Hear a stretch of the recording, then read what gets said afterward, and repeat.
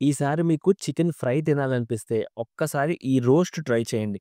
ఫ్రైకి double taste ఉంటుంది. తక్కువ టైంలో అయిపోతుంది. తక్కువ ఇంగ్రీడియెంట్స్‌తో చేయొచ్చు.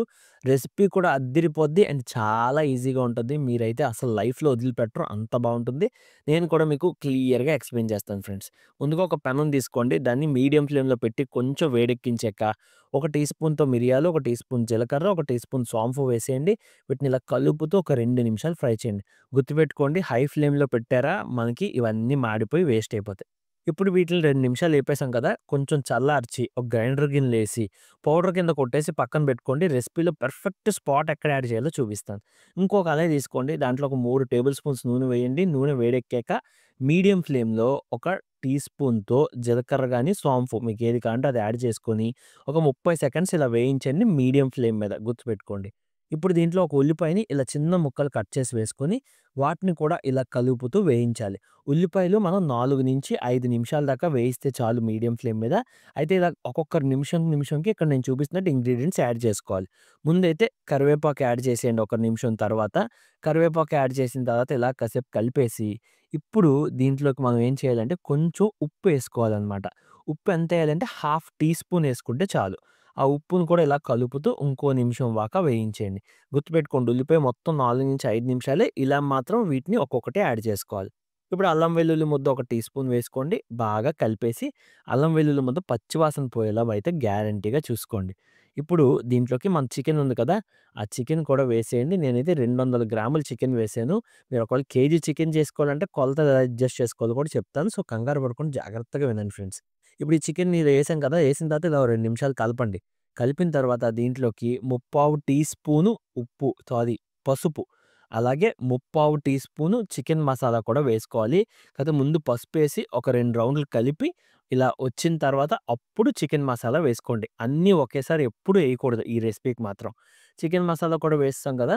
చికెన్ మసాలా ఒకవేళ లేకపోతే గరం మసాలా అయినా ఏసుకోండి. చికెన్ మసాలా ఏసుకుంటే మంచిది. ఓకేనా? ఇలా కలిపేసేయండి. కలిపేసిన తర్వాత మూత పెట్టేయండి. మూత పెట్టి 5 నిమిషాల వరకు లో ఫ్లేమ్‌లో దీన్నైతే ఉడకనివ్వండి. గుర్తుపెట్టుకోండి లో ఫ్లేమ్‌లో ఉడకాలి. 5 నిమిషాల తర్వాత మీరు తీసి చూస్తే ఇలా చికెన్‌లో నీరంతా బయటకొచ్చేసి ముక్కలు ఒక 60% ఉడుకుతాయి. కానీ ఇక్కడ మనం ఒక 2 టేబుల్ స్పూన్స్ నీళ్లు యాడ్ చేసుకొని ఇంకో రౌండ్ బాగా కలిపి మళ్ళీ మూత పెట్టి మళ్ళీ ఈసారి ఇంకో 3-4 నిమిషాలు ఉడకనివ్వాలి. మళ్ళీ లో ఫ్లేమ్ మీదే. ఫ్రెండ్స్ చెప్తాను చూడండి. నేను 200 గ్రాములు చికెన్ తీసుకున్నాను కదా! మీరు ఒకవేళ 400 గ్రాములు తీసుకుంటే ఇప్పుడు నేనేసిన కొలతలు డబల్ చేసి ఏసుకోవాలి. 600 అయితే ట్రిపుల్ చేసి ఏసుకోవాలి. అలా మీరు ఎన్ని 200 గ్రాములు తీసుకున్నారో దాన్ని బట్టి ఈ కొలతలు అడ్జస్ట్ చేసుకోండి. ఒక్క ఉప్పు తప్ప. ఉప్పు మాత్రం టేస్ట్‌కి సరిపడగా వేసుకోవాలి. ఓకేనా? ఇప్పుడు దీన్ని ఇలా బాగా కలిపేసాం కదా! రెండోసారి కూడా బాగా ఉడికించి, ఇప్పుడు మనం ఇలా ఇంకోసారి కలిపేసి అక్కడ నీరేమి ఉందా లేదా అన్నది చూసుకోవాలి. నీరేమీ లేదు కాబట్టి దీంట్లోకి ఈ పర్ఫెక్ట్ పొజిషన్‌లో మనం నీట్‌గా ఇందాక గుండ కొట్టుకున్నాం కదా! ఆ పౌడర్ అంతా యాడ్ చేసేయాలి. యాడ్ చేసి కలపాలి. చాలామందేంటంటే ఈ పౌడర్స్, మసాలాస్ అన్నీ ఒకేసారి కలిపేసేస్తారు. అలా ఎప్పుడు చేయకూడదు. ఇలా ఈ లాస్ట్ స్టేజ్ వచ్చేటప్పుడు ఇలా ఈ పౌడర్ అంతా ఏసేసి దీన్ని బాగా కలిపి ఇంక రోస్ట్ చేస్తుండాలి ఇక్కడి నుంచి. అయితే ఇంకా ఇంగ్రీడియెంట్స్ ఉన్నాయి ఫ్రెండ్స్. ఇలా కలిపేసిన తర్వాత ఒక 3 నిమిషాలు వదిలేసేయండి. వదిలేసిన తర్వాత దగ్గరికయిపోద్ది. ఇంకా బాగా దగ్గరికయిపోయిన తర్వాత ఇలా అడుగుతో పాటు ఇలా లాగుతూ బాగా ఫ్రై చేయండి. ఇంకో 2 నిమిషాలు. ఇలా మొత్తం ఆ పొడేసిన తర్వాత 4 నిమిషాలు ఫ్రై చేసేసి, ఇంకొన్ని కరివేపాకు రెమ్మలు, కొంచెం కొత్తిమీర వేసుకొని, ఇంకో 2 నిమిషాలు కలిపి దించేస్తే టేస్ట్ అద్దిరిపోద్ది. మీరు వీడియో కుదిరితే సేవ్ చేసుకోండి. మీరు వండుకునేటప్పుడు చూడడానికి హెల్ప్ అవుద్ది.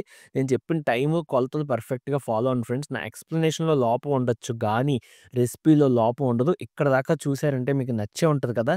సో, ఒక లైక్ చేయండి. నాకు కొంచెం సపోర్ట్‌గా ఉంటుంది. తెలుగులో కుకింగ్ కమ్యూనిటీలో టాప్ కుకింగ్ ఛానెల్స్‌లో ఒక ఛానెల్ కింద ఎదగాలని నా కోరిక. సో, నా రెసిపీస్ మీకు నచ్చితే తప్పకుండా నన్ను సపోర్ట్ చేయండి. వీడియో చూసినందుకు థాంక్ యూ సో మచ్. ఒక లైక్, సబ్స్క్రైబ్ నాకెంతో హెల్ప్ చేస్తాయి ఫ్రెండ్స్.